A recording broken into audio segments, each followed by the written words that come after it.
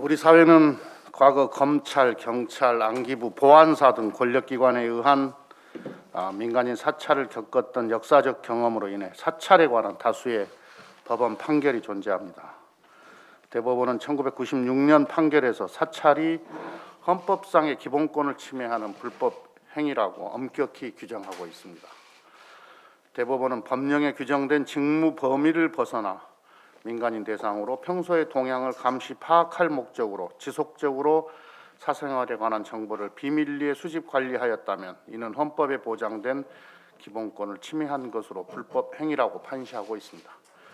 아울러 국가기관이 평소의 동향을 감시할 목적으로 개인의 정보를 비밀리에 수집한 경우에는 그 대상자가 공적 인물이라는 이유만으로 면책될 수 없다는 것도 분명히 하고 있습니다.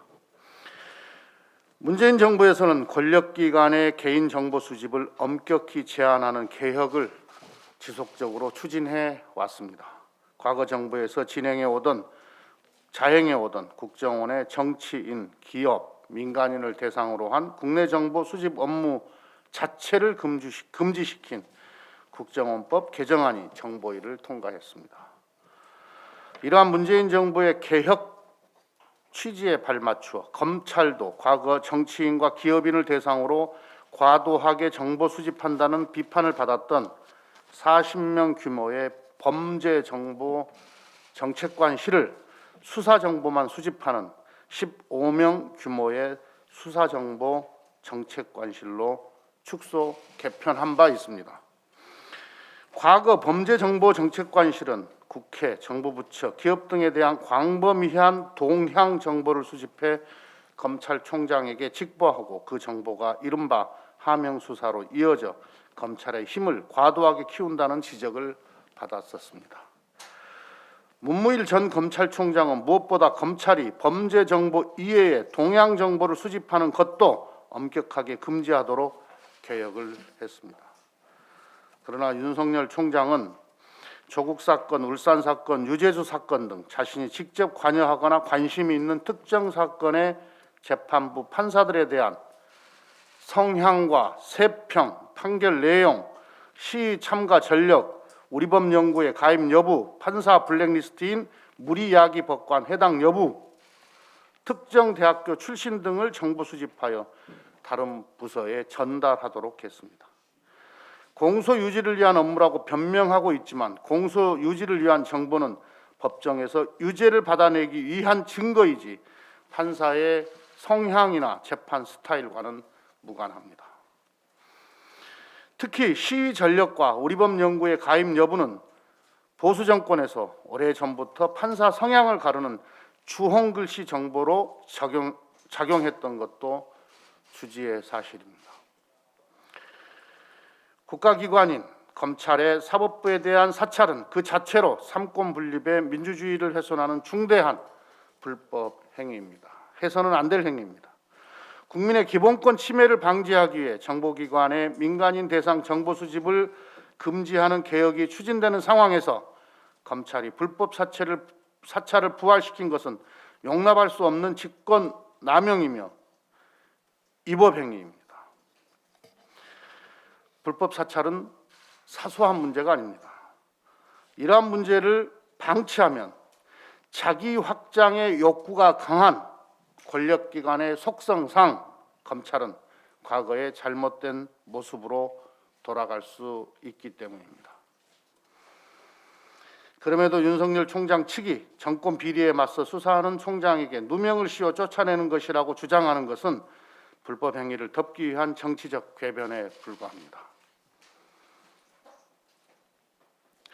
조국 전 장관은 2019년에 임명됐는데 그보다 7, 8년 전인 2011년과 2012년에 자녀가 봉사활동 등을 하고 표창장을 받은 것을 수사한 것이 어떻게 정권 비리에 맞서 수사하는 것이라고 말할 수 있겠습니까? 월성 1호기 원전 수사도 마찬가지입니다. 정부가 국민의 생명과 안전을 위해 정책적으로 결정을 내린 것이 무슨 정권 비리입니까? 불법 사찰 행위가 명백함에도 검찰총장을 비호하기 위해 집단 행동에 나서는 검사들의 행태는 특권을 지키기 위한 또 다른 검찰 이기주의입니다.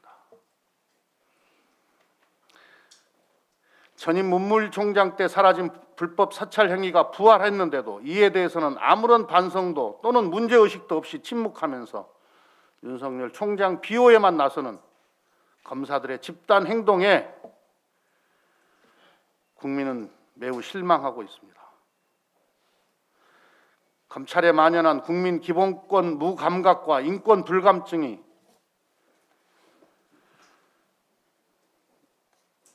충격적입니다. 불법이라도 검찰총장을 비호해야 하는 것이 검사 동일체의 원칙이라면 검찰의 조직 문화도 이 기회에 혁신해야 합니다. 더욱이 정치 영역의 한복판에 진입해 있는 윤석열 총장 때문에 검찰의 중립성이 훼손되고 또 국민의 신뢰가 훼손되고 있는 이 상황에 대해서는 한마디도 하지 않으면서 두둔만 하는 것은 오히려 검찰의 정치화만 부추길 뿐이라는 사실을 명심해야 합니다.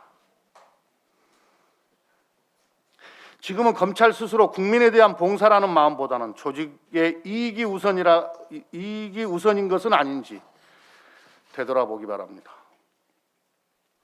일선 검사들은 검찰개혁의 대의를 바라보고 국민의 민주적 검찰로 거듭나도록 자성하고 자중할 것을 촉구합니다.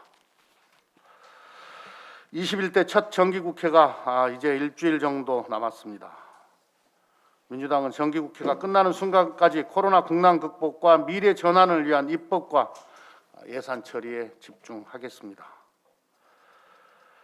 코로나 3차 확산으로 국민의 삶은 더욱 고단해져 가고 있습니다. 생산적 입법과 효율적 예산 편성을 위해 여야가 토론하고 의견을 다투는 것은 필요한 과정입니다. 하지만 소모적 논쟁으로 코로나 위기 극복을 위한 입법과 예산이 사후 약방문에 그쳐서는 안 됩니다. 21대 첫 정기국회는 코로나 극복과 미래 대비에 최선을 다해야 합니다. 민주당은 어떻게든 야당과 함께하기 위해 노력하고 있습니다. 하지만 시간 끌기와 심사 방해로 시간을 낭비할 여유가 우리에게는 없습니다.